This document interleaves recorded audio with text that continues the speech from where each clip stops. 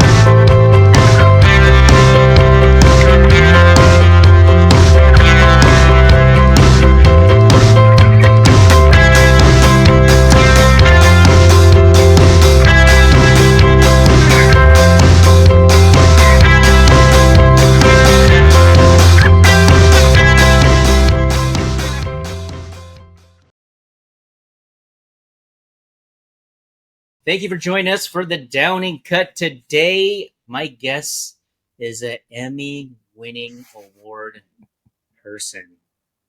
Who is he? Kyle Broulette, who is a visionary design director, cinematographer, and producer who believes in the transformative power of thoughtful design across all mediums with a passion for motion and interactive content. He strives to elevate his work to award-winning levels in this exciting era of creative possibilities. Thank you for joining me, Kyle, on the Downing Cut. How are you? Doing great, doing great. Thank you. I appreciate you having me on. It's real exciting to join in with you. So, and that's a hell of an introduction. Thanks a lot. I appreciate all that. And It's all true, right? yeah, all true. Yeah, it's been a wild ride. Ups and downs, and a lot of adventures and excitement, and that's what we're here for. I think whenever you go to a gig, do you just take the Emmy with you? Just say, hey. I'm a little modest about it. Some people like to kind of lead with that, and then I know the effect it has on me. So I kind of, I try to be a little more down to earth, and let people discover things like one bite at a time. That's what I've been working on lately. Is bury the lead a little bit, and then save the goodies for later on. But Yeah. you're hey, full speed ahead, Joe.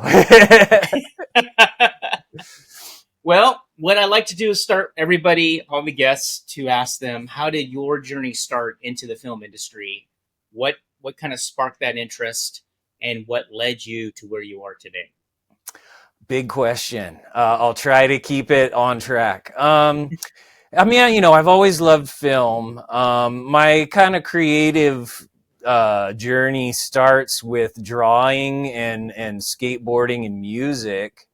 And I was into comic books. I was into Ninja Turtle comic books, like the actual graphic novel ones, with the really good. So that kind of artwork always inspired me. I was drawing, I was reading, Wolverine, the Punisher, all that stuff. How old? Yeah. How old were you? Oh, that would be those comics. I'd be around 10 or 11. I started skateboarding when I was not 8 years old. Got my first skateboard, and part of skateboard culture is the graphics. The graphics on the decks, the clothes. I mean, that's part of what grabs you when you're a kid.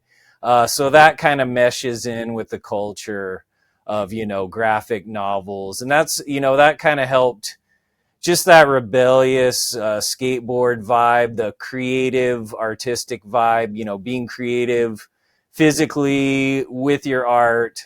So then that, I did that. I still skateboard here and there. I just don't fall as much as I used to, which is a good thing. That's a good thing. Yeah, no falls. We don't like those anymore. Yeah. But the next step, I would say, is photography, where I was in an art class in high school, and one of my art teachers that was had a big impact on me as an artist, Steve Anderson at Sumner High School. Shout out to Steve. If you're watching this, I'll send you a link. See, he was a real interesting character, a great teacher, and he said, "Kyle, get a camera, go take pictures, use those for your paintings for source material." And this is back in the film days, 35 millimeter film, the late 1990s. So I got a camera, and my friends would go out to skate parks, and it would be like, bring the camera, bring a couple rolls of film, and just try to get some awesome skateboarding shots. And that's where the connection to photography for me really, took hold. And it was like, it all just took off, visually from there. I guess I could expand the next step in the journey. Also, I was fortunate to have a video production class in high school. And so, another level to the game, getting out with a video camera. And that was just, a bunch of high school boys, screwing around, being ridiculous with video cameras. We'd watch, the Beastie Boys. We'd watch Saturday Night Live, sketch comedy. And, at that time, sketch comedy was also a huge influence for me. The Kids in the Hall, Saturday Night Live just started off when I was really young. Kids in the Hall, Mad TV, In Living Color. I was watching all that when I was in that early high school age. And so we, in high school, we'd get the camera to be like coming up with our own sketches and, just trying to really push, just be wild and out there. It was kind of shocking, the stuff we were getting away with, in the 90s, because, pre 9/11, pre all that stuff. I mean, it was a different world in terms of what you could, what envelope pushing you could do, and compared to today with, the culture change that we've gone through. Because you were playing with the camera, were you starting to act? I mean, because you do have acting credits. Were you leaning into that and being in front of it as well, or were you always behind the camera at that point? We would when we were doing sketches, I was more behind the camera, but we'd all take turns because it's like a sketch group. I was never considered myself an actor. I did when I was at getting into college. I had a few minutes where I thought, oh, I'll try modeling. That didn't go very far. Right on. But yeah, I've always, been more of an idea guy, more of a behind the camera. But when you've got a small crew, it's like, you're going to be this, you're going to be that, you just pick and choose. So, I've dabbled with it, but I've never taken it seriously where I've never crafted as an actor, like doing the actual homework. Yeah. That you guys do, the homework that you guys do. Right. Yeah, exactly. So you really but you fell in love behind the camera, and you fell in love with graphics and motion graphics, right? Mm-hmm. You did that as a career, it sounds like, and you at a TV station. What was the most satisfying thing about that you were like, at the point of, you're like, oh, this is what I want to do. Oh, this is hitting my passion. I'm here. I've arrived. I mean, it's been an ongoing moving target. I've had some of those highlight moments. I'm getting into television. Speaking to that video in high school, I went to college, and I was like, I'd done well in art. In high school, I was fortunate enough to win a high school state art award for painting. And so when I went to Wow, Western Washington University, and I was like, I had, that's right. hey, hey, right, alumni.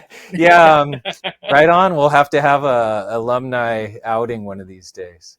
And Bellingham was great, but they had an art program, and that was part of my decision going there. And then I had a little success in art. I thought, keep run with that. That was kind of my culture. And then once I got there, I took a painting class, and there were like 40 students in it, or 35. And I was just like, I could barely get time with the teacher.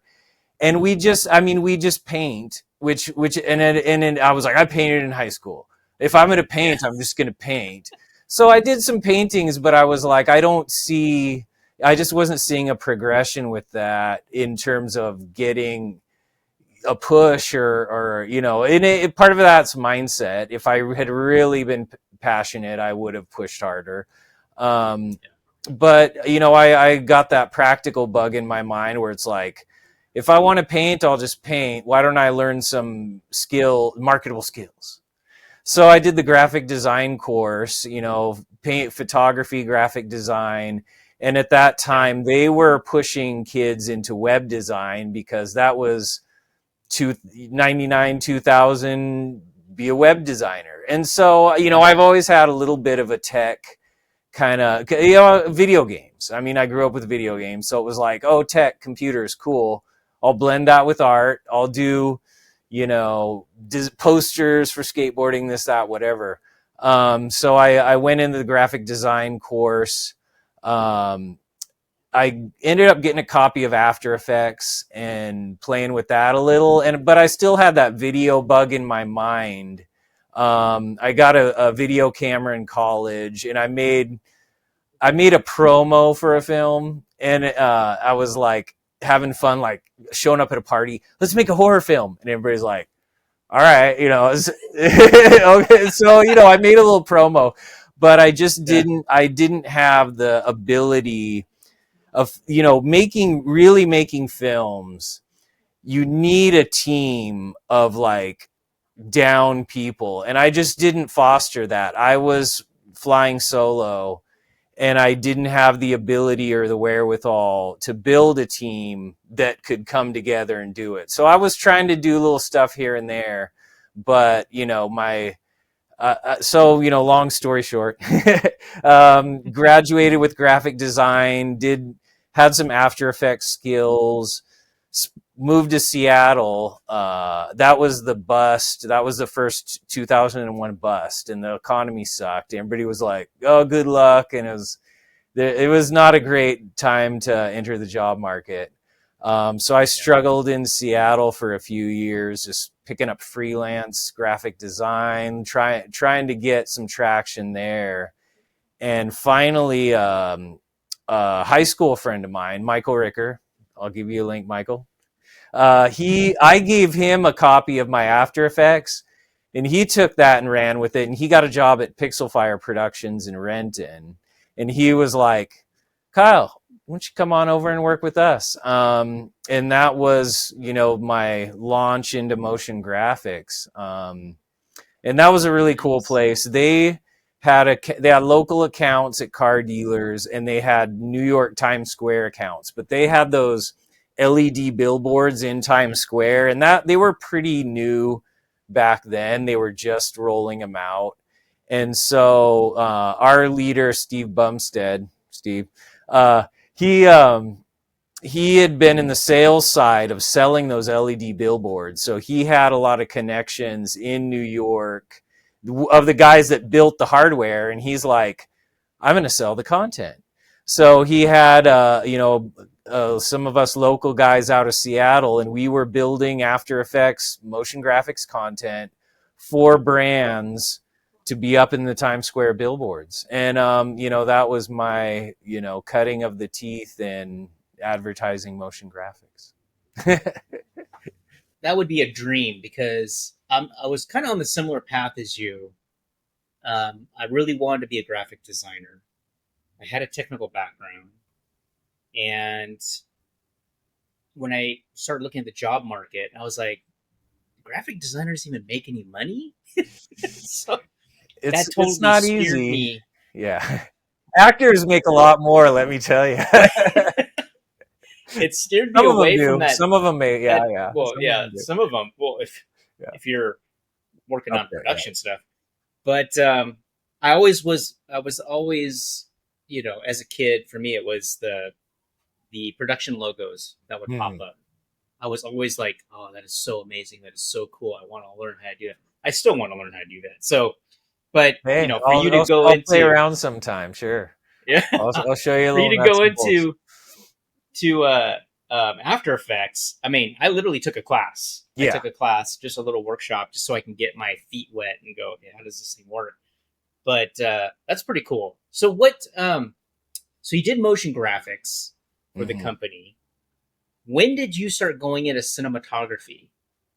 Like, when did you start actually doing it, or was it just kind of a side gig for you? You know, I'd worked there for a couple years, and my friend had gone to KSTW Channel 11 in Seattle, and then he got a job at Microsoft, and they said, who do you recommend? And he said, hey, look at Kyle.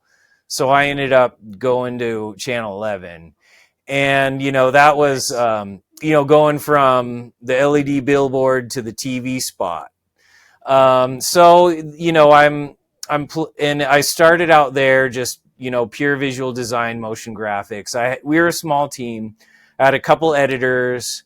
They'd edit, and it's very station promotion or show promotion. That was it. We're just promoting the station. So 60-second, 30-second, 15-second ads for broadcast. That's just most of what we're doing. Um, Yeah. and so, working with editors, working with TV, that kind of brought that passion for photography and TV back into it. And for what really excited me was always just like the brainstorming, because that took me back to those sketch comedy days where you sit down and you say, what's a cool idea? What's a cool idea for a promo? What's a cool idea for an ad? I mean, that's my favorite thing to do, is just get together with a creative group and just throw out crazy ideas and see where you can take it. So that's when you have a small team, it's like, who can do what piece of this idea? How can we take this idea and make it work? And you go figure it out. What piece of Yeah. this can you tackle? And so I started out, my piece was visual design, graphics, but editing is very close to After Effects, in terms of just the technical, how you do it. um, and then the creative, it's we've got guys with cameras, we're going out, let's shoot a man on the street, let's come up with a character, whatever. So building those TV spots, as I progressed, TV is a shrinking media. Broadcast TV, I should say, is a shrinking industry as Mhm. Netflix came around, and then as the streaming wars came around, we just keep shrinking and shrinking. And I just took on more and more of the job description. So when I finally left the station, I was writing promos, editing promos, doing the graphics, end to end. I'd work in a team, but I'd do the whole thing end to end, every stage. And then I'd like to go out on shoots, because we'd want local content of Seattle, to be like, hey, we're in Seattle, we push that hard. So we'd go out, like I went and shot time lapse photography of just picturesque Seattle stuff to use in a promo for the station, or I found ways to kind of meld it all together, and doing that side, the photography side mixed in. It was like, I still like photography. I'm still excited about it. And, the last couple years that I was there, I did my first 48-hour film challenge. And that, Oh yeah. that's the next piece in the puzzle, the next step. doing the 48-hour film challenges. I've just did my fourth this summer, but I did my first, I think it was 2018. And that was kind of the transition to here's how I learn this next bigger picture, going from making 30-second ads to now I'm making shorts and I'm starting to see people make features, and it's like, how does this scale? It's like, okay, and it's there's Yeah. so much to learn. So you were part of Glove Love, I see. Okay, I Yeah, just yep. interviewed Rose. Yeah, she's Yeah, I coming on saw that. Sunday. It's funny. Yeah.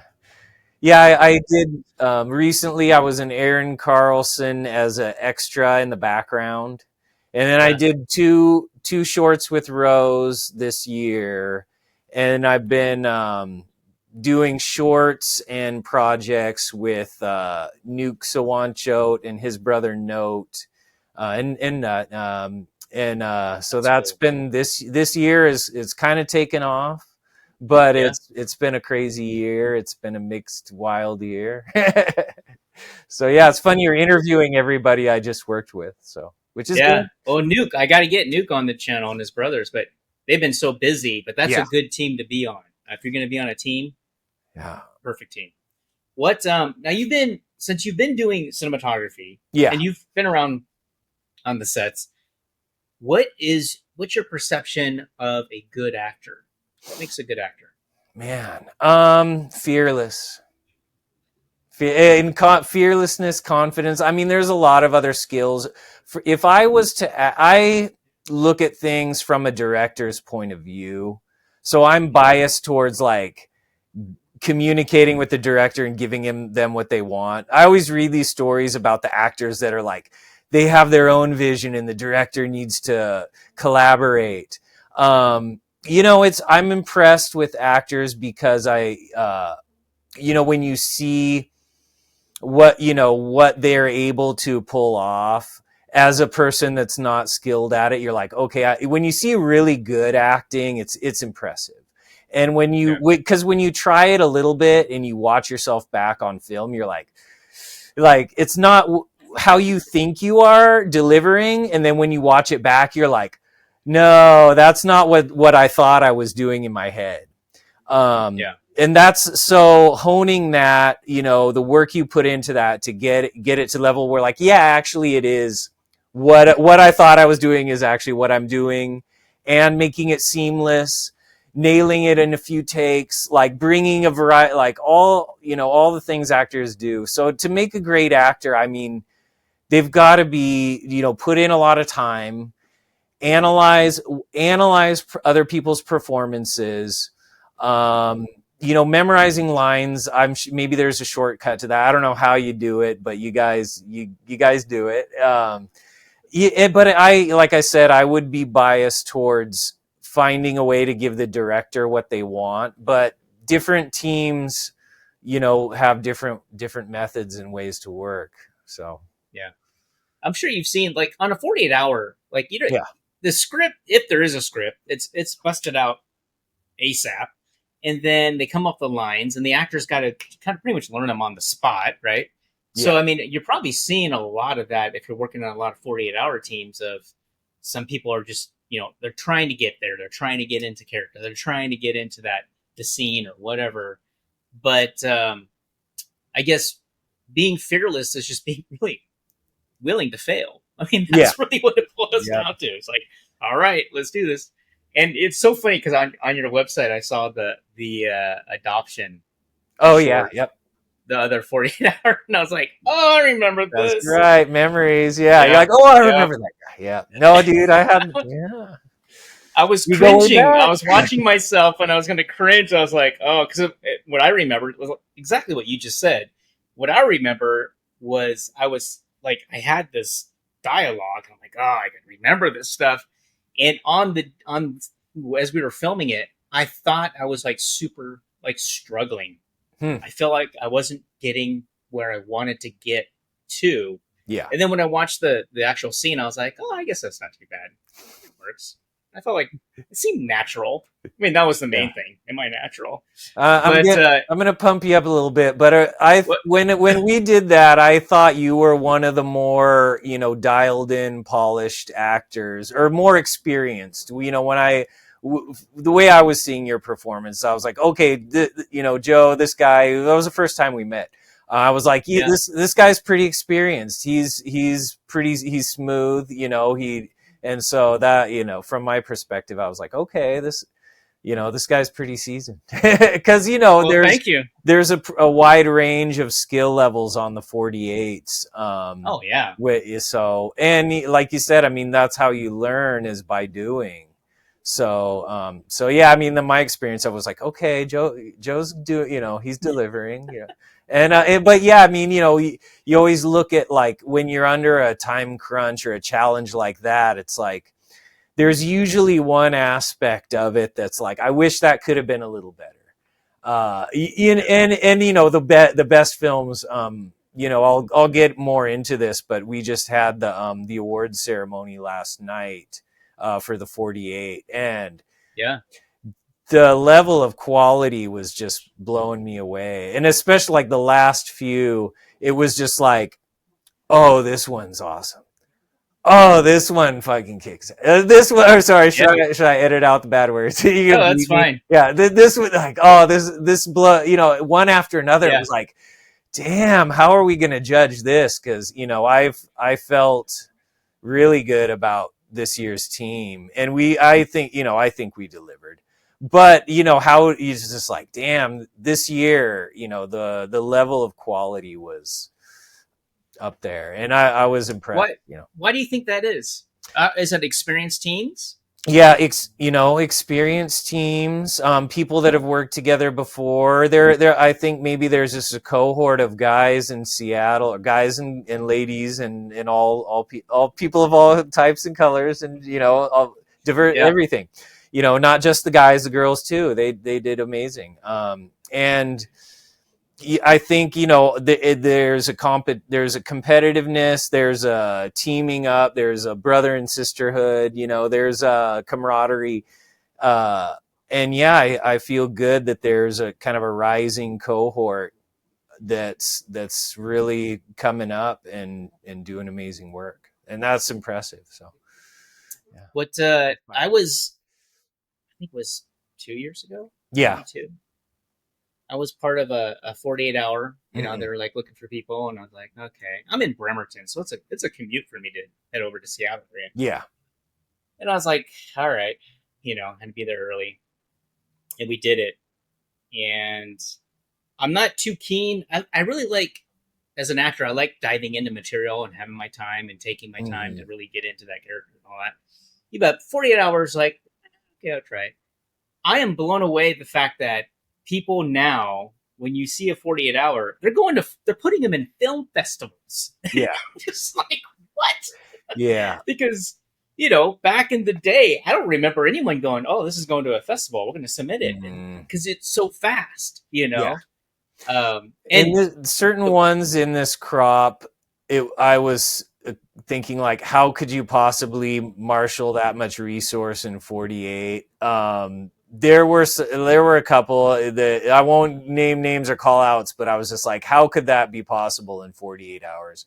And if some people have like wardrobe kits, just like in somebody's storage locker, just like several, and maybe that's something that's been built over the years, where it's like, yeah, we've kept certain amounts of gear, but there were a couple where I'm like, how the hell could you pull that off in 48 hours? right. But Yeah.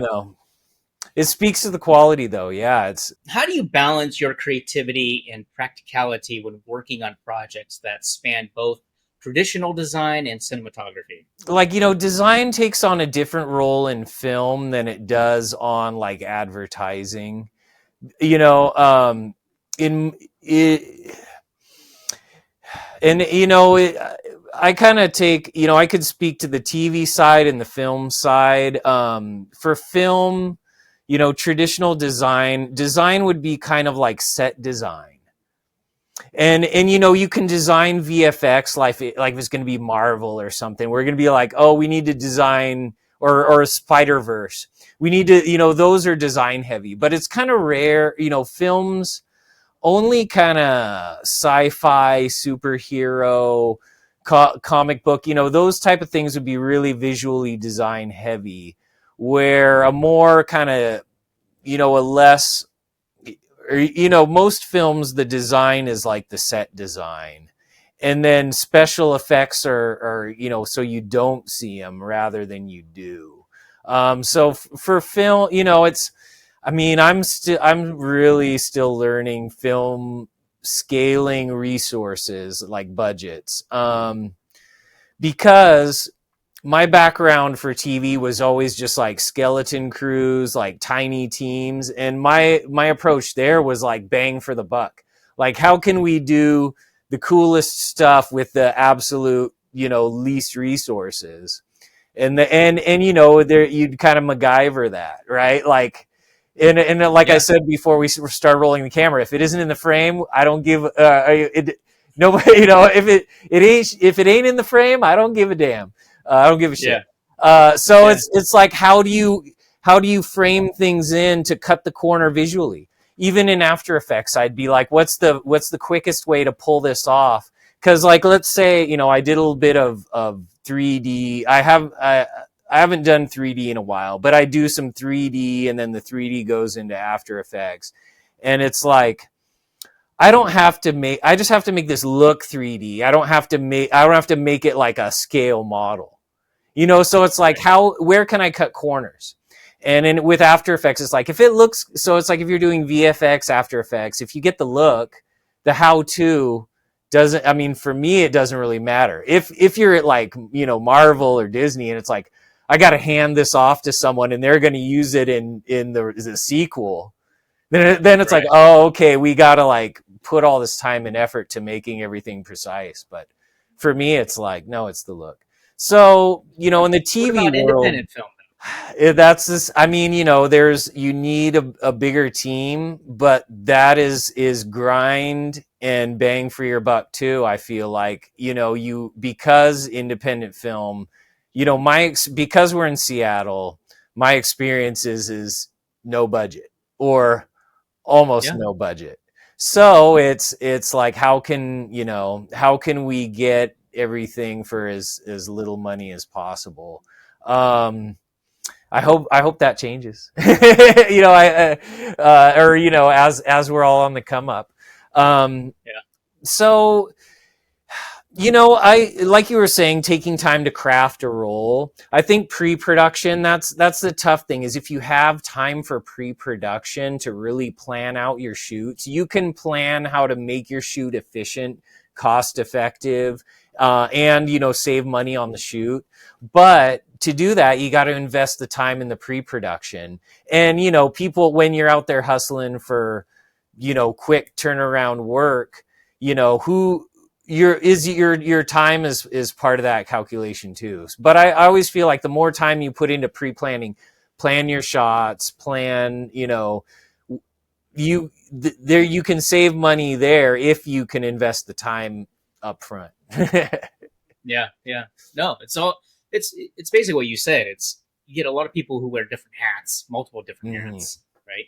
Is one, and then you approach it from like a project management position where you're planning, pre-planning. You know how to mitigate issues that arise. Everyone's on the same page. I mean, it's a lot of communication, a lot of collaboration, and Hmm. understanding the whole um, kind of the scope of what you're trying to do. I don't, you know, I'm not. I probably You're a cinematographer. You've done more films than I have. I just started, so I enjoy it though. Yeah. I fell in love with it. I'm like, oh, I love doing this. Hmm. Just so the point, like the last film I did was Cousin, and I'm in front of the camera a couple of scenes, and it got to the point where I want to be behind the camera and Hmm. do the whole thing. And so, is that do you love that aspect of when you have the director? See, that's also a different thing. I was the director, so I had the vision, Hmm. and I can do whatever I want with the camera. with your position, you're the cinematographer and you're working with the director. How does that coincide with you if you have a vision? It's a little bit different with every director, I would say. Um, and that's kind of, that's a preference to how they like to work. And it's also kind of their level of development. Communication, being able to communicate like you said, you have a vision. How can you communicate that and make sure that you're both on the same page? So that's challenging because cinematographers, we see in images, and we can hear, maybe we can hear the dialogue, but it's like you try to see the scene before it happens, or you've got your camera and you're like, I want it to look this way. How do you communicate that? So a really top-notch director has to communicate with the actors and talent and to get the performance they want, and they have to communicate with the cinematographer to get the look they want. And so we see kind of certain director cinematographer pairs where it's like they've worked enough together where it's like they have a shorthand. They've developed that over time. So whenever I haven't, I mean, this year I've worked, for the 48s, I had, my very first one was just like, dive in and figure it out. I've got the tech skills, but the team skills was everybody. It was a real new team. And so it was like everybody's just figuring out on the fly. My second time, I think my second was with you, second 48. And then I did a repeat. It was Arthur Gonzalez and Patrick. I forget Patrick's last name off the top of my head. Sorry, Patrick. I worked with them twice. And and then when I worked with Aaron, although I wasn't on the camera, I was just background. Worked with Rose twice this year. Worked with Nook and Note this year. And so, I'm kind of in early stages with all of them, but having that variety, you kind of get the feel for the director, and they work differently. But that connection, I mean, you have to learn how to communicate a vision into words that person's going to understand what you're talking about. And I keep going on and on. Some directors are performance heavy and not tech savvy. In the level of tech savvy, it's like I always come in with this ridiculous amount of tech, and if I'm not careful, I start throwing out stuff, and it's like they may know that, they may not. And so you got to be aware of like, I got to throw out the tech at the right level. And the camera technology, one thing working with Note and Nuke especially, but they have been doing director and cinematographer. And like did you say you did director and cinematographer for? So it's really hard to split that up as the director when you love looking through the camera lens. It's hard to separate those. And I've been trying to push people to be like, hey, you got a lot on your plate. Let's delegate. And slipping that in there. But you have to earn their, as for these certain directors who have just the bar, you have to earn their trust. And that takes time. It takes time and work to earn the trust. And it's like, dude, it's funny because for me, it's, I kind of tipped on this a little bit before, but it's like, with Nook and Note being so busy, and it's like, I want to show up and be like, here's all the shit I can do. And it's like, they don't have time to look at all the stuff I can do. So it's like, I gotta feed it out bite by bite and be like, and be patient and be like, okay, I'm gonna, dose this out in doses because, yeah. And what you're gonna hear at the end. Exactly. You're gonna hear, why didn't you tell us that in the beginning? Yeah. Well, that's what happened in the old. We did the Old Friend, so we shot.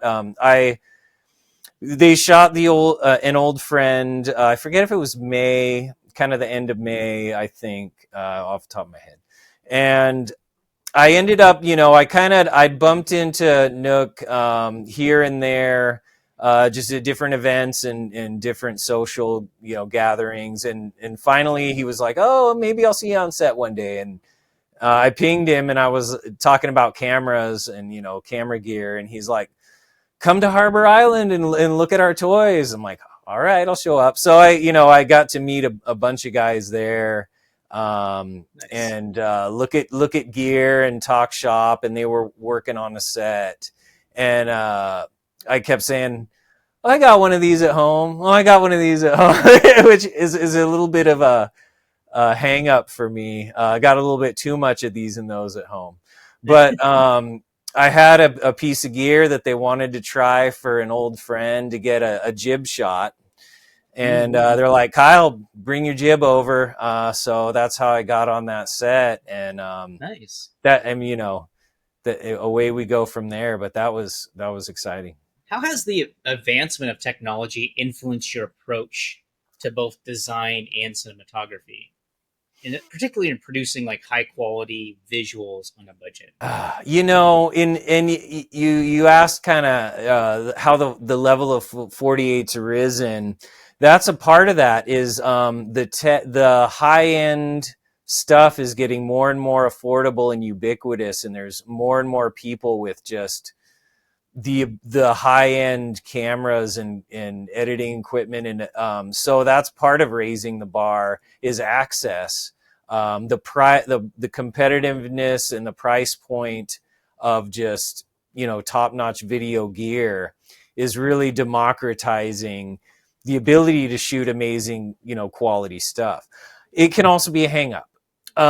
You can't rely on your gear to do the work for you, and the more gear that's coming out and getting thrown at us, and this is part of my challenge, is that investing the time to getting proficient with certain gear, and then it's like it keeps coming out so fast, you don't have time to keep up with so much gear. So that can be a rabbit hole that pulls you away from fundamentals. You have to build up just how to get beautiful photography. And that's kind of and audio, obviously audio is the next step. I've come from the photography background. So once you kind of nail your photography basics, then you can add on the tech. But keeping it simple and expertly done is better than complicated and there's a fumble. So I kind of try, I usually expand out, and then as I come into a shoot or production or whatever, I reel back in and narrow back in, and okay, don't bring this, don't bring that. What's the essential? Focus on the essentials and the stuff that you've got nailed, that can, that'll perform, and simplify, go out and then simplify back in. Because if it's the availability of just certain technical shots, certain beautiful looking footage, all these things, it's becoming readily available, but you can't. That's the other drawback, is you can't do it all, and that's what I'm struggling with. Is that early on in my career, I was the painter, the artist, the one man band, and giving that up is it's a challenge, or it takes another skill set to join a team, to build a team. And so that's kind of part of what I'm hopefully gaining traction on now, is working with teams, fitting in, and being able to connect and build that trust and relationship. Can you describe a time where one of your projects that you worked on really enhanced the audience's experience? I hope so. I always hope that I'm delivering to the audience, because that's what, if you're not doing that, I'd kind of segue on this question is, while I'm working on something, being mindful that the audience, especially in an edit, or especially in an edit, I know I've heard it so many times in the playback that I know I get the idea, I understand the concept, I get the story arc. But the audience hasn't watched it 50 times, and as an editor, I've watched it 50 times, and it's like, okay, this makes sense. It might you have to try to separate yourself to be like, does this actually, if I watch this once, does it make sense? Is this meeting the audience at their level? So, you know, I've tried to be mindful of like, how do I look at this with fresh eyes? One thing is sharing your edit with other people to get their feedback. But it's like seeing a project with fresh eyes to be like, I've got to, how do I make sure I'm not going too fast for the audience? How do I sure I'm not leaving things out that I know that I haven't communicated? So, being mindful of that, I think is part of the challenge to making sure you're getting your message, you're getting your emotion, everything through that you're trying to communicate. A project. I mean, as a role player, working on An Old Friend, I mean, that production it blew me away. The level of quality in production was amazing. The set was amazing. And I think that, that project is delivering for audiences. So I encourage everybody to watch. I just did, so let's segue to my documentary. Yeah. I'm very vulnerable about this. And I hope the audience, I haven't had many people watch it. I hope the audience likes it, but I'm a little scared that I'm not gonna deliver to the audience, or it's and so I'll set the table. So this documentary I did this February. It's going to be in the Seattle Film Summit on September 6th in the documentary block. Your podcast, this might be, by the time your podcast be after. it might already been debuted. So hope I saw y'all at the Seattle Film Summit. So it's a short, it's only 8 minutes. And I did this as a one-man band, and that's part of the problem, is that I think, okay, I did pretty good, and then I look at what a team can deliver, and it's just like, that's part of the process of me learning. I've got to work on my team skills, because it's like doing the one-man band. It's like, yes, I get total control over every aspect, but I just can't reach the level. I can't reach the level. So that's a harsh reality, but it's like, okay, if you want to level up, you've got to learn how to build teams, build network connections. But so anyway, what's your documentary called? It's called The Great Flood, and it's a personal story. It's when I was 16 or 17, there was a flood, and our house got flooded and destroyed. And that was kind of right before I graduated high school. And my mom was, with me and I think my sister might have been in college or going to leave. Yeah, she was in college. So me and my mom and our house got flooded, and she kind of had to pick up all the pieces and while working and get us all on our feet. And so I saw a film contest, and I had about 2 or 3 weeks to before the deadline, and that the deadlines help get my butt in gear. So I said, "Hey, I can do a short for this contest," and I'm like, the idea popped into my head where it's like, I can tell this story, I can do it all myself, I can do it in this deadline, and I can enter this contest.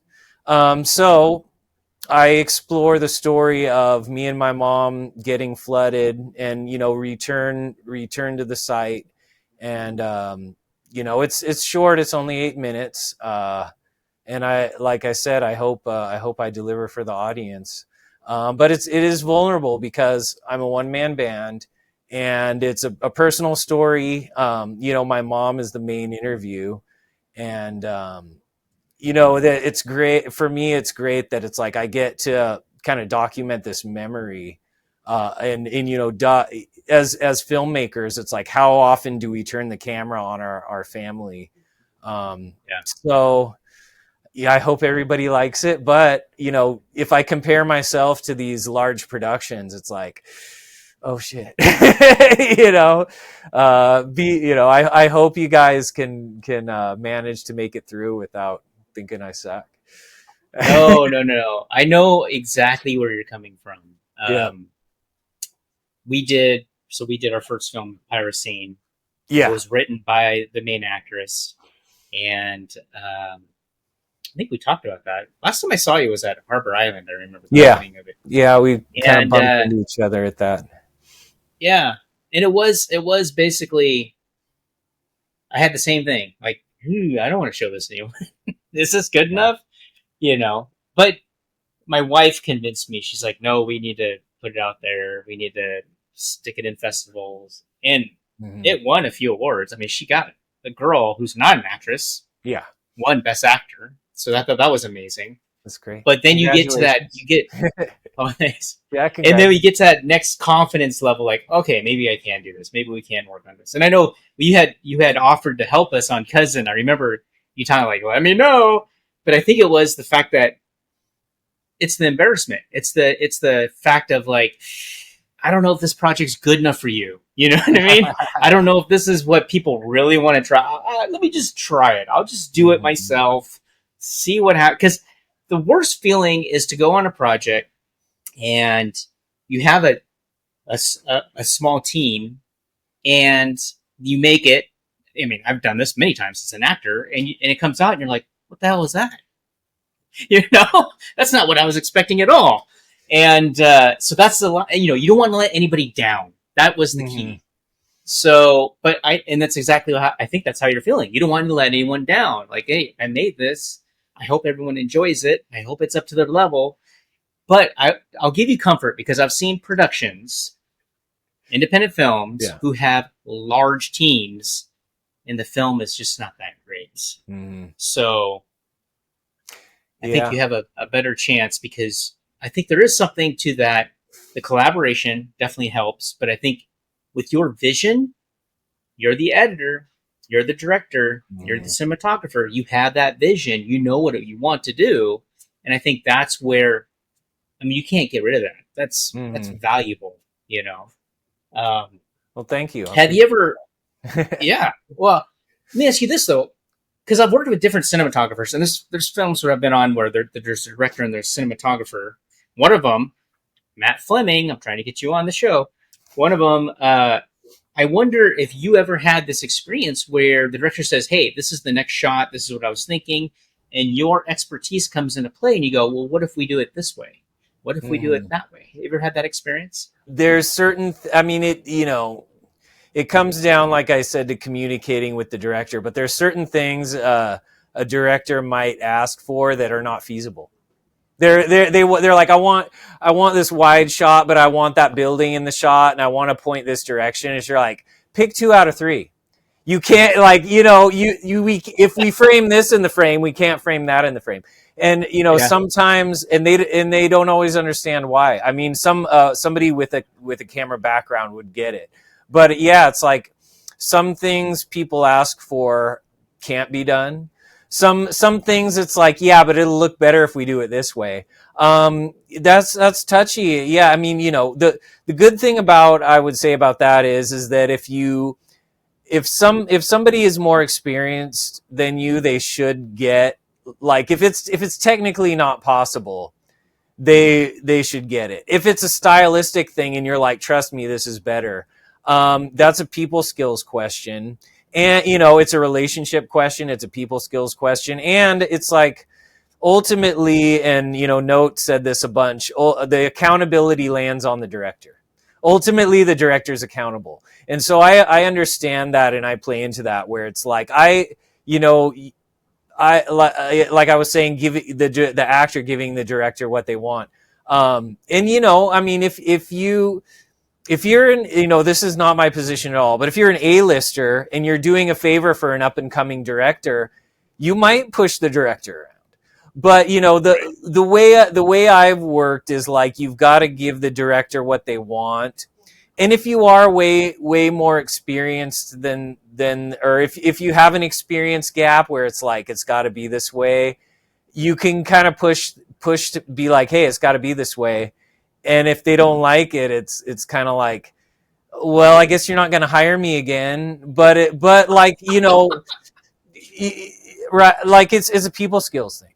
Yeah.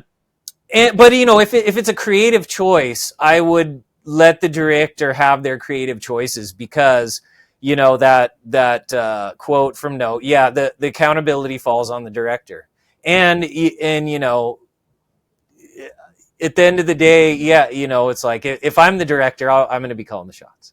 Yeah. So that's how kind of I see it. And I want you, it should be that way, just so everybody, you know, it's like the commander in the military. Like, you know, ultimately the yeah. general, you know, back in the Roman days, the general would fall on their sword.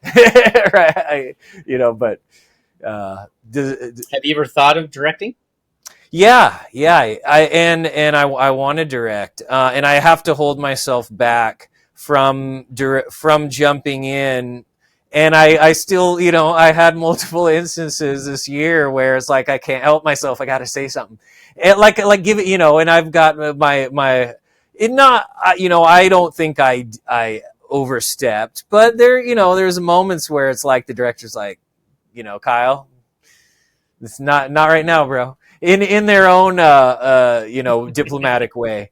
Yeah. Yeah, because for me it's the idea, it's the concept, and that's like so here's an instance on our 48 with me and you, and you know, you probably don't remember this. I remember it. I suggested, I was a cinematographer, but we had the line that must be included, you know, the 48 hour, the line the provided line from the 48. What was it? It was like, you know, something like that. The depth of your stupidity is stupid, right? It's the Yeah. it was like the depth of your stupidity is limitless. I'll look it up.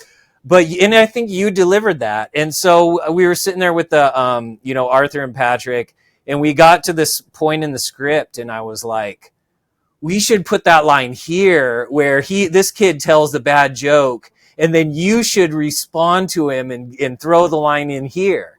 And I like nudged the, you know, and so there I am, I'm the cinematographer, and I'm messing with the script and messing with the direct, but it's like, dude, it fits here. Like I'm like, Yeah. this is the line works better here.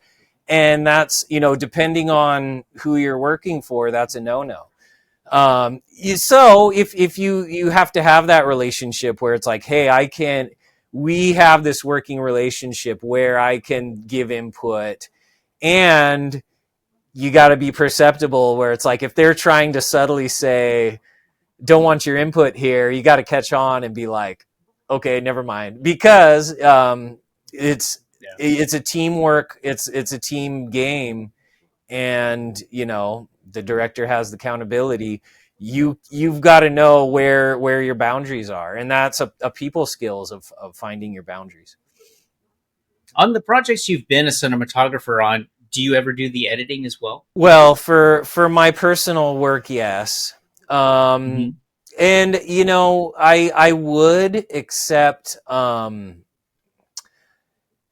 it's an, if you know, it's better to kind of focus on one skill set, just for efficiency. Mm-hmm. Just for like the production efficiency, it's better to kind of narrow in and hone in. I do like, I like I like directing, I like cinematography, and I like editing.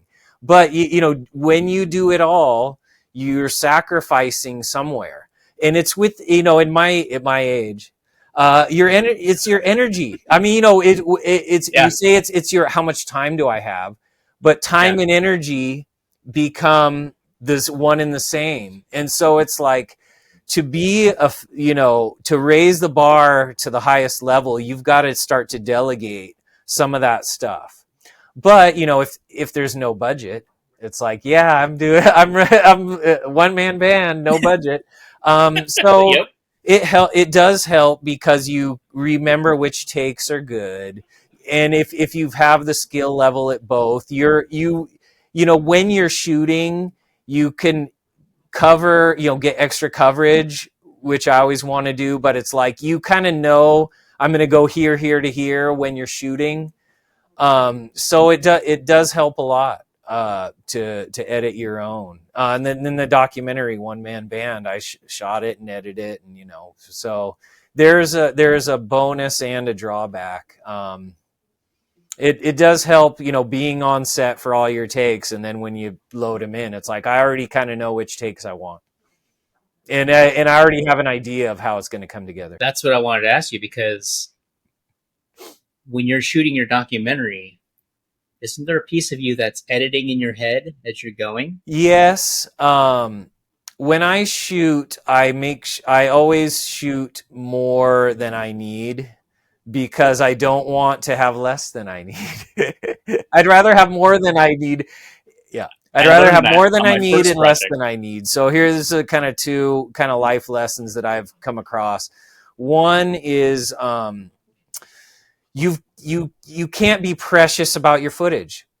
You can love this shot, but you got to separate your editor self from your shooter shot. And it's like, I love this shot, but it doesn't work in the edit. You got to cut it.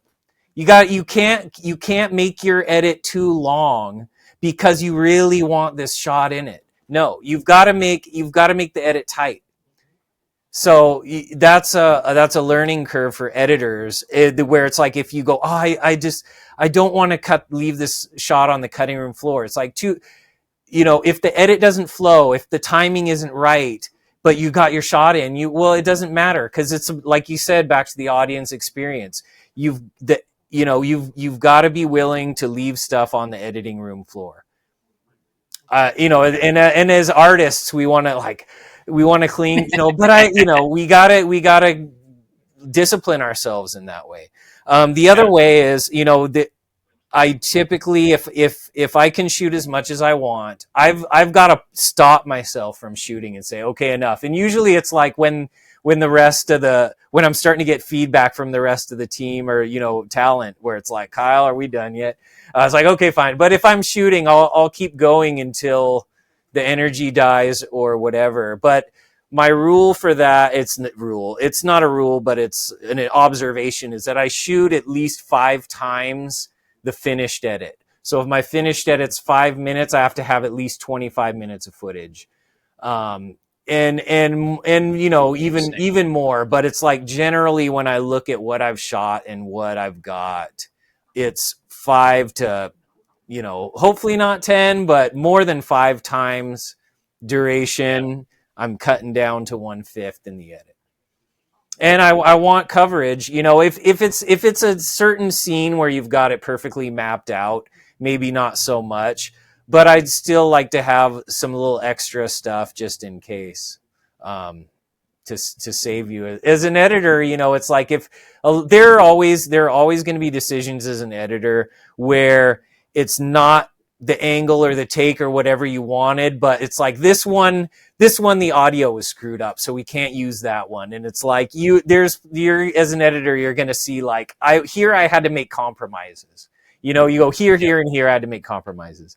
Usually, that we're our harshest critic on that, but there's never going to be I shouldn't say never, but it's like, it's kind of the way the cookie crumbles, is like, you're always, as an artist, you're always going to have these moments where you say, I wish this could have been fixed, that could have been fixed. So, as an editor, you work with what you got. But it does help to have that control of, I know what I need to have and what I'd love to have when I start editing. And then the editors are like, God damn, the production, they screwed this up and that, and they didn't give me this that I wanted. So it's like, when it's you, it's like, you get to look in the mirror and be like, why didn't you get me what I wanted? I experienced that on the first film I did, Pyrocene. Yeah. It's only a 10-minute film. Yeah. But when I was at the editing bay, I'm like, we don't have enough footage. Yeah. There's little gaps where you're like, how do I close this gap? Yeah. And then on Cousin, it was, one of the advice from my mentors is, you got to cut your babies. And Yeah. that's exactly it. There were scenes that we had that I thought were really cool, but it just slowed the pace. And it's like, all right, chop it The off. And overall then you story just, suffers yeah, because you're like, this is so cool. It's like, but the big picture says no. yeah. Yeah. So And I'm then you not make just a making it up. director's cut. Yeah. Yeah. You know, For the see ya. hardcores that can't. Yeah, Yeah. Yeah. yeah. It's and yeah, I always see shorter is almost always better uh, in terms of the edit. Like not not having enough, but in terms of the pace of the edit, it's almost always better to be tighter. How do you stay motivated to push the boundaries of your creativity in both design and cinematography while staying under tight deadlines? The 48 would be a perfect example of that. You're throwing some hard balls at me. I mean, so 48. So if is kind of like you get what you get. If it's a client, that adds another level of challenge or pressure where it's like it's you've got to deliver to close enough to their expectations that you're going to get paid. With the money factor, it's another set of pressure and Mm-hmm. professionalism where it's like you as a professional, it's like I have to deliver to a certain level that the client's happy with. So the 48 itself is a challenge. So that's kind of the having a limit helps kind of put that pressure that for me, I kind of need something to spark me in the butt to otherwise I'll kind of just like dream about ideas and have like all these ideas. I'm just like floating around, but it's like putting pen to paper, getting the camera on, getting them into the real world. It's like that takes a spark and electricity, a stab in the behind to get you up and moving. So having a limitation, whether it be a budget limitation, a time limitation like the 48, that gives you that motivation to kind of like kick you into high gear. And I mean, it's creative problem solving where it's like, okay, we don't have the time or resource for this shot. How can we imply it? How can we? So that's kind of problem solving creativity, which is a lot. That's one thing I really like doing, but that's part of film is like the problem solving creativity. How do we shoot this scene? Oh, the actors can't show up at the same time. How do we shoot this scene? Right? Like, can we shoot one actor at a time and still pull the scene off? So, I mean, those are practical things. Creatively, I mean, a lot of times that time limit, budget limit, whatever helps make that creative decision for you. And it's like it makes you get creative about how you can pull it off. How can we pull it off under this constraint? So constraints can kind of motivate, push you, and help you to take big ideas and make them into reality. It's like if let's say your budget was unlimited. I was like, well, we're going to have a hockey match with, we're going to get Tom Brady, we're going to get Shaq, and, we're going to have, De Niro is going to be an angel flying up in heaven. Like, you create without any constraints with the unlimited budget. Nothing kind of ever becomes real or manifest or practical. So limits are good in a way because it makes you kind of commit. It makes you commit to decisions instead of, overworking them. Does that actually answer the question? Yeah, to a certain degree. I Yeah. mean, I want to go a little bit deeper for you. Yeah. When you're doing a 48, Yeah. when there is no budget, Yeah. right? Or limited funds, when they're in the process of writing the script, are you participating with them and are you visually setting it up in your head? And yes or no on that one. And then if you what are you offering suggestions? Are you offering ideas? Are you storyboarding anything for them? How does that work? So during a 48, I haven't been in on the writing for any of them. And like I mentioned, I kind of interjected myself into, delivery of a line here and there. when you kind of talk big picture, I kind of imagine, a storyboard. And I haven't done a storyboard for the 48 just because the time is so compressed.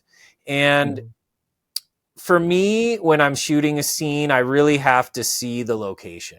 So without seeing the location, it's like, okay, I kind of have an idea of the types of shots. Like we can sit here and say, I want a wide, I want a close up, I want a transition, I want these types of shots in the scene, and we can go through that and list it. But it's like without seeing the location, it's like I need that location and that camera lens in the location for me to kind of know what I'm gonna get. Let's go into Glove Love, where you Sure. have time Yeah, to prep. How did that work then? I mean, that worked really smoothly, and credit to Rose. Good job directing that. She keeps things moving along smoothly and keeps things on track. And she had kind of, I forget if that, we didn't really work it out too much ahead of time, but me and her showed up on location, and she had the shots in mind of like kind of a shot list of what she wanted, and kind of the spots in location. And so me and her met ahead of time and just walked through and went through all the shots. And Nice. So that was just kind of a collaboration. And it's funny, just on a segue, a week before that I had gotten a concussion. Felt and it's probably I've never experienced this level of a concussion, so it's something that lingered for more than a month. And so it was a week after I had a concussion. So I show up that morning and I'm like, hey, good to meet you. Okay, let's work on this project. And meet and greet. And I'm like, hey, I met like a new actor. Oh, I might have a little trouble with your name. I just got a concussion a week ago. My memory is kind of shot. They're probably like, oh yeah, right. I'm like, no, dude. Like, so I was fuzzy. Performance wise, I performed, but when it came to remembering stuff, we'd gotten through 3/4 of the day, or, she started letting actors go after their scenes were done. And so I was like, wait a minute, did we get this shot with them? Yeah, Kyle, we got that shot. Okay. So it was like, I knew like I was I was getting the shots, but it's like, man, I'm not 100, my memory is impacted. And, now I'm feeling pretty much back to 100 now, which is good.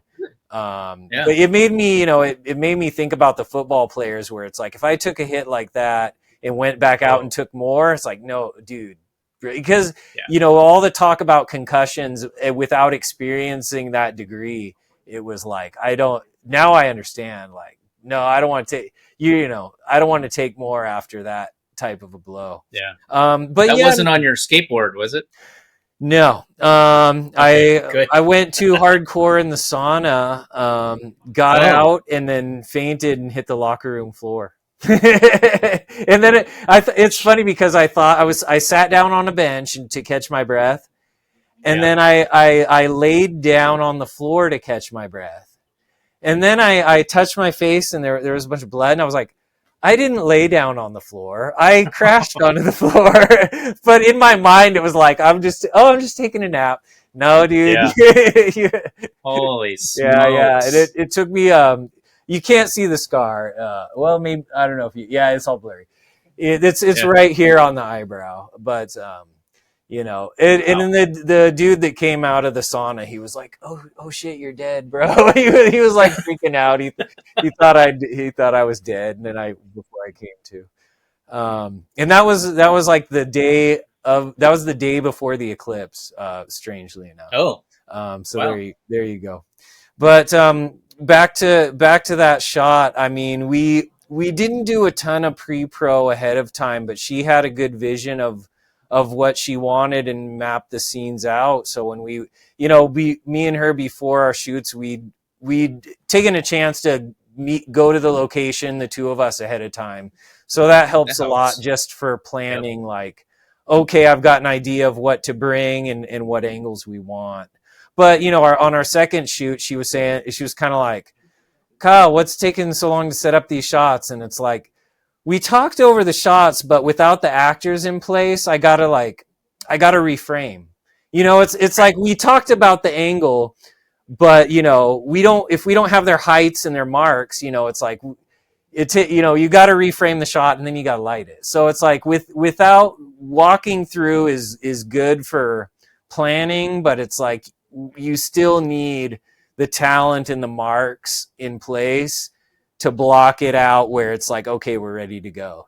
As someone who's achieved recognition through awards like an Emmy, Yeah. how do you define success in your career, especially when juggling multiple creative disciplines like design and cinematography? It's funny. It's almost like, this is going to sound weird, but it's almost like, I'm living multiple lifetimes, and it's like it feels like I'm starting over career wise. It doesn't, it feels, it's a challenge. It's humbling. It's for me to go, a decade in television, right? But it's like, at what level, and people don't respect television like they used to. So it's like for my generation as a kid, it's like, ooh, I got my spot on TV. It's like, hell yeah, that's exciting. Yeah, it is. It's Yeah. like, one of the I had an ad that I did for KZOK that I thought was pretty cool, and that ran during the Final Four. I forget what year it was, like 2003. 2012 or somewhere around there, and CBS was playing the Final Four men's basketball, and the local radio station has a time slot in there. It's all these national ads, and it's like the local time slot. They get one or two, so they Yeah. put my my motion graphics in the Final Four TV slot. I'm like, dude, like, that's That's awesome. exciting for me to Yeah. see. Oh, that ad that I did all the graphics for is in this prominent place on TV. You get pumped up, you get excitement. But you get humbled. So however high you think you go, I mean, maybe some people don't experience that, but I've experienced that over and over and over. Being humbled again, being taken back down, and that's a life lesson of don't get too high, don't get too far over your skis. I remember, the years, so specifically the Emmys. My friend Michael, who helped me get the job at Channel 11, and he was there for like 2 or 3 years, and he won 2 Emmys in one year, and then bolted from Microsoft. And so my stage, like, oh, we went to high school together. I got to keep up with this guy. He gets 2 Emmys in a year in his first 2 years, Yeah. and Michael's a little competitive. So, so the first couple of years I worked there, when I wasn't getting nominated, and it was like, fuck, what's wrong with me? Why I'm not getting nominated? This and that. Um, Yeah. and I, when I had a hopeful that I was like, okay, this is a good one. It's going to get nominated, and it doesn't, and it hurts. And you go and you hit that self doubt of when is this going to come, and when, and um, it's a life lesson. It's a lesson in, mentality. And I lost one year, and when I won one the next, and it was like, that felt amazing. And then I look back, Facebook memories. Facebook throws up the one where I posted where I was pissed, and I didn't win, and I was upset about it. And then the next year I won. So I forget. I think that for me, that was like a good lesson where I was like, okay, you lost this year and you won the next year. That's life, and that's a process. It's gonna repeat. Don't so learn from that. And I reposted. Like I said, I try to. I like to be humble about the awards and everything, because I've heard people say, look at my awards, and that never. It comes off. It doesn't come off well.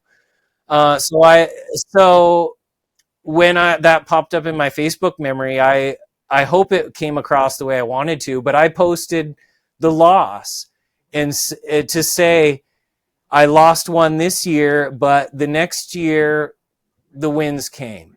So I posted the loss to tell people, like, you've got to take those hits on the path. You've got to take those humbling moments on the path. And if you keep at it, if you keep doing it regardless of the wins and losses, then your time will come. But you have to suffer through the hard times to get to the good times. So I hopefully that answers the question. And No, that yeah, I yeah. mean, film is really starting over, because like I kind of got big for my britches in the TV world, where it's like, why am I not getting to the next level? And I quit Channel 11, and I worked a remote job at another station and did well there. And they said, hey, we'll pick you up full time. And then they didn't, for a technicality, which was really a strange HR thing that kind of threw me for a loop. I was like, how did that happen? Hmm. And then, so now it's like this, on to unemployment. And it's like, I was looking for the next step up, and it's like, whoop. No, Yeah. you're taking us. You're backtracking here. You have to earn. You have to pay your dues in a new industry. You've got to you're the low man on the totem pole again. And it's like it's like, okay, if I really want to do this, it's enough of a price to pay. It's worth it. But these life lessons are something. I'm racking those up more. I've racked up more of those than Emmys. So let's put it that way. And I think if you ever see somebody on the Facebook, it's like, wow, they're larger than life. But you gotta realize, you don't see the defeats, and they're real, and they're there. So yeah, your point is spot on, and it's because it applies to everything. So as an actor, you do Yeah. 100 auditions, you might It's land brutal. 25, Yeah. right? And you're getting rejected left and right, left and right. Was it because I'm too short? Was it because I'm too fat? Was it I wasn't tall enough? Was it that I don't Yeah. speak right? It's because I fund my, all the 100 excuses that you come Yeah. up with. Then you go and you enter film festivals. My film didn't get in. How come they didn't like it? What do I need to do better? And then you understand, like, yeah, there is a learning curve, and I'm still learning color correction. That's my learning curve right there. And maybe the style and the way it was written, so I think everybody has that. Writers have it, directors have it, filmmakers, actors. It's the process. It's called life. Yeah. Yeah. Kids have it when they want to play sports. I mean, it's all around us, and that's what we do. You just can't. I think the main point, and it's exactly what you just said, you got to stay humble. Start over. Don't let it defeat you. Keep moving forward, because maybe this failure is this year, next year, you don't know what holds. Yeah. You don't know what's going to happen. So I think that's very important, and I think that's the main message. Starting anything, any type of business, if it's not even acting, producing, directing, if it's just starting a job, it's like you're going to fail. And that's part of it. And don't be afraid of it. Kyle, what are you working on next? Anything in the near future? I need to fill up the calendar a little bit. One good exciting news that just came out last night at the the 48-hour awards is the team I was on, Lightform with Note. We got top 3 of the film, the film of the year, and top 3 get to move on to the next round of Yes We Can competition. So nice. That I got to square away some space on the calendar to make sure I get to join that team again. So that's really exciting. It's been great to work with those guys and guys and gals. Amazing team. Everybody has just an amazing vibe, energy, talent. Great people to work with, and so that's going to be on my calendar, joining that team for the next round of the competition. And then, I've got some maybes out there in terms of filling in on sets here and there, but nothing really locked in at the moment. So I'm going to have to either write another short for myself or, you know, come up with something. But yeah, it's time to knuckle down and get the next project lined up. What is your favorite tech? I mean, you know, I'm a lens nerd. So what's your favorite lens? Gosh, God, man. You know, there's so many. Which one do you go to first when you think of a medium honestly, shot? when it comes to lenses, it's about the I go for the practical. So one thing I would say, like on the 48 we did, I mostly used, it was sort of Tokina 2870 f2.8 vintage zoom lens, and I mean, for a 48, I lean to a zoom lens, and people, you know, the just because I don't want to change lenses very much. Yeah. You know, it's like I'm like, if for ease of use, I'm like, I don't want to sit, and I always get, you know, maybe I'm getting better at this, but like especially in the 48, it's like if I have to screw around with my rig, I get pressured. I'm like, I want as little, as streamlined and as little changes to the rig as possible, just so I'm not fiddling around. And maybe I'll get better at that, but it's like, I want to, like, you know, just have it plug and play.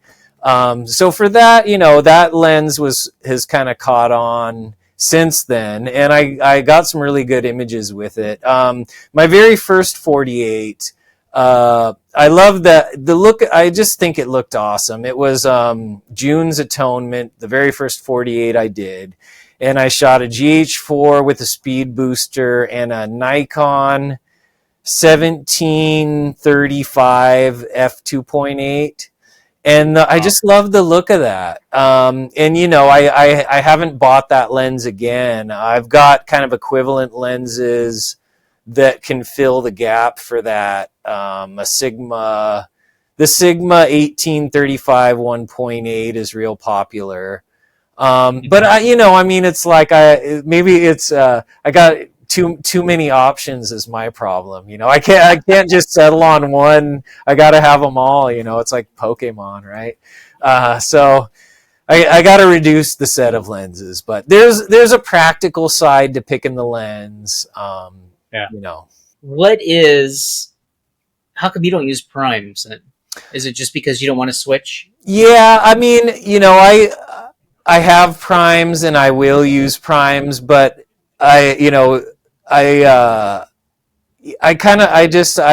switching lenses kind of bugs me for some reason. You know, if I did primes, a lot of the shots would be on the same lens. But yeah, I mean, I don't want to like stop what I'm doing to switch lenses. Which, you know, I don't know. Maybe I'll work on that. But I have some good primes too. I want you to. So I'll see you at the Seattle Summit. This is going to be afterwards, but you need to critique my film because we only used one lens. Okay, what was that? 50. Yeah, Canon or Sony. Okay, yeah. Mm-hmm.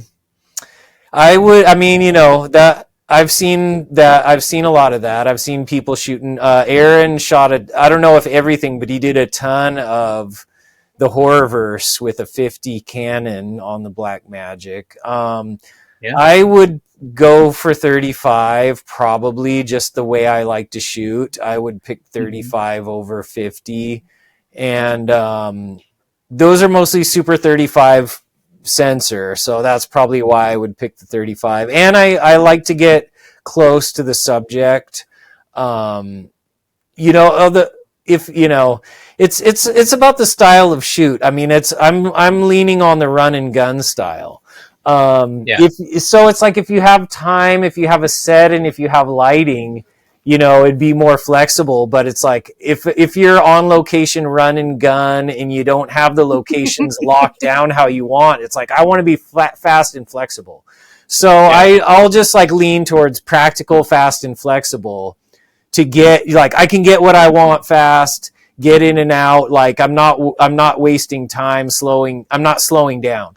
So it's just, it's the run and gun style of shooting. It's, if you don't have to run and gun, then it's like, yeah, take your time. And I guess I've just so used to run and gun that I'm like, that's the first thing that pops into my mind, I guess. I'll be curious what Sure. you think, because we use no lighting. Okay. It was all natural light. So, Yeah, it can work. No lighting can work. There's parts where that becomes a trouble, but you can do it. It's doable. It's, being able to sit down and light a scene is helps a lot, and for certain absolutely. locations it's necessary. But yeah, you can get away with natural lighting a lot of the time. I think the two reasons why I chose not to go that direction is because, number one, I wasn't smart enough, and number two, I didn't want the time. Being an actor, being on set, waiting for the lighting to set up, that's the last thing I wanted, was my actors to wait around for that. Mm-hmm. So, it was pretty much just a run and gun type shoot, and it was efficient. We got it done in, I think, 2 weekends, 3 weekends. So, lighting definitely scales your production, and I mean, it looks awesome, but the amount of crew and the amount of resource and everything goes up, and it's like, it's worth it. But if you're running gun, if you don't have the time or the funds, it's like, well, go natural.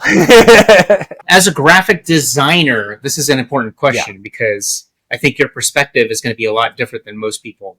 Sure. How do you feel about AI? We're being forced into it as an industry. It's kind of being forced upon us. Like, if you don't do it, you're not going to get hired from a certain angle. It upsets me as an artist, because the AI is training off of art that's humans have generated. Okay. The humans that generated that art have copyright of that art, and they never gave permission for the AI training.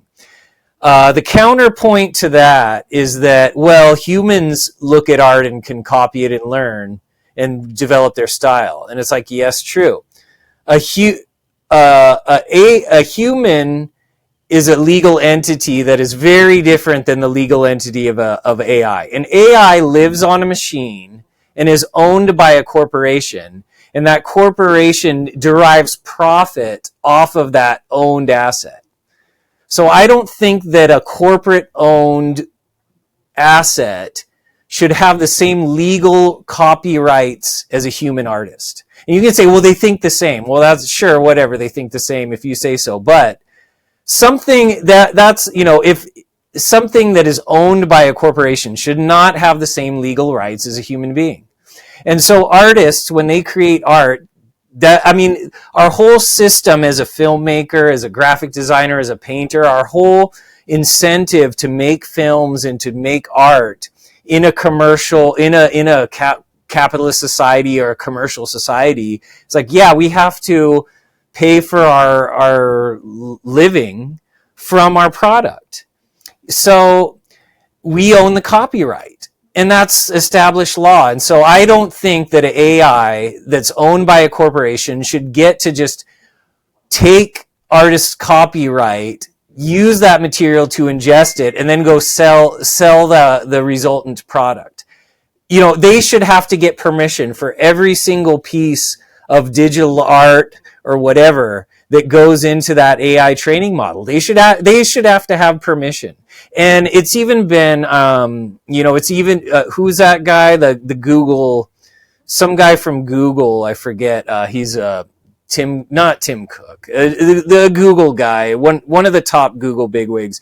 He was caught on camera saying to the AI firms, go out and just break the copyright law and take all the stuff and lawyer up afterward. But you're in a race against time to build the AI. And he's on camera saying, like, just do it and deal with the law later. So that's where we're in, is they all just they raise the legal concerns. And it's Schmidt. It's Eric Schmidt. He goes, He goes, just do it and lawyer up afterward and fight the battle in courts afterward. So we got to fight the battle in courts and say, this is our copyright. We have a different legal standard than a corporate owned machine. That's my take on it. But to get a job, certain companies are saying you have to use AI as part of working here. So unfortunately, that's a situation we're in. And I hope we can gain some traction.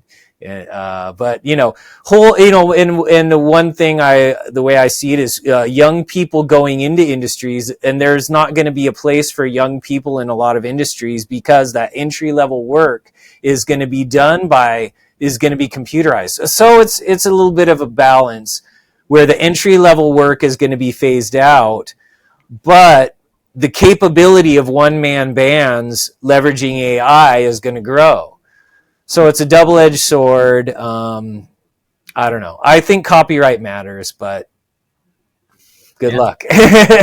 With other companies, if they say, hey, we need someone who's a graphic artist. Yeah. You got the skill set. And I don't know if this happens. I'm just making up a scenario. If someone says, okay, I need you guys to buy the Adobe Creative Suite for me. They're like, oh, no, just use AI. Yeah. Like, what would happen? Like, you already have the skill set. You know how to create graphics. You know how to... I think if it ever gets down to that level, that's going to be scary. We're knocking on the door if we're not, getting there already. This is kind of something I've been hesitant to share as much work because it would get fed into an AI, and maybe that's something I just got to get over.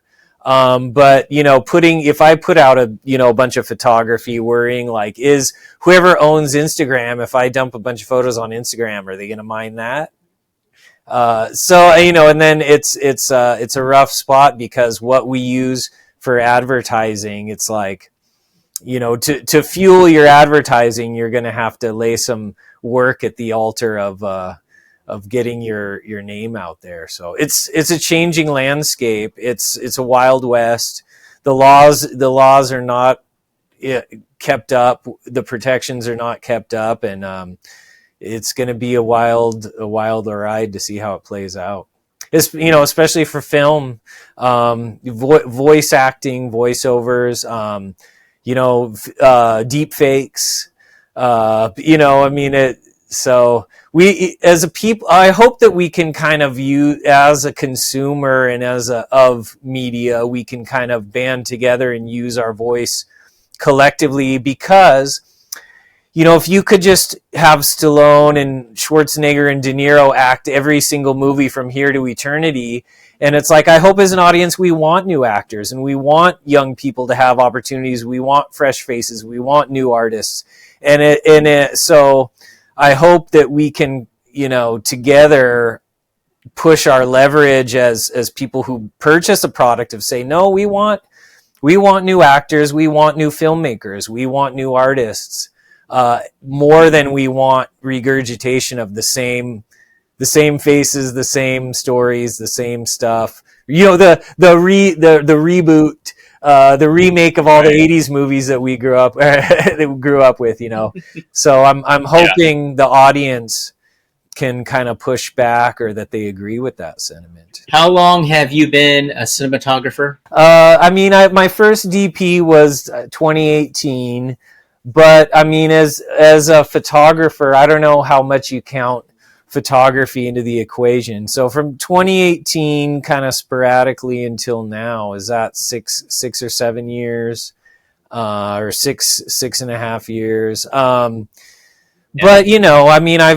I had a camera in college doing video, editing shorts, editing video in college. And I was, I wasn't as honed and as taught and as experienced, but I had the camera rolling and I was getting shots, and I was doing that in high school. So I don't know when you count, if you count my first camera back in 1995, but on film, if you're going to be strict about it, first DP, 2018, and I'd set up cameras for Channel 11 here and there, but with that experience, that makes you valuable. And so, how can people reach you if they want and need a cinematographer? Start with KyleBroulette.com. You'll post that in the description, right? I will put all these links Yeah. into the notes. Yes. I've got KyleBroulette.com is my website. I've got some work samples and kind of I'll check the contact form and make sure that's good. With this film kind of lifestyle, everybody's just been organizing through Facebook. So it's kind of taken over Facebook. If you look up Kyle Broulette on Facebook, you'll find me there. Like I said, Instagram, I should get that up and running. But if I do, I'm sure it'll have Kyle Broulette in the name somewhere. Are you editing on Premiere or are you doing DaVinci? I dabble in DaVinci. I want to get better at it. I've just done so much in Premiere over the years that I'm fast and efficient at it. So I did my documentary with Premiere. I'm kind of good with the audio touch-ups with Premiere just because I've used it so much. I have used DaVinci. It's an amazing tool, very powerful. There's a little bit of a difference in using it. I want to get better at it, but definitely, it's in the toolbox, and I'll work more with it as I go. Kyle, thank you so much for being on the Downing Cut. Yeah, I appreciate your time, your expertise, your insight, and see you in the next episode. Sounds great. Thank you for having me on. I appreciate it, and I'm looking forward to seeing you in person soon. So let's get together and do that Western and 48 reunion. Right? Or am I just making shit up? We'll bump. I don't know. I'm like I don't know anything about a Western. Yeah, didn't you say you went to Western?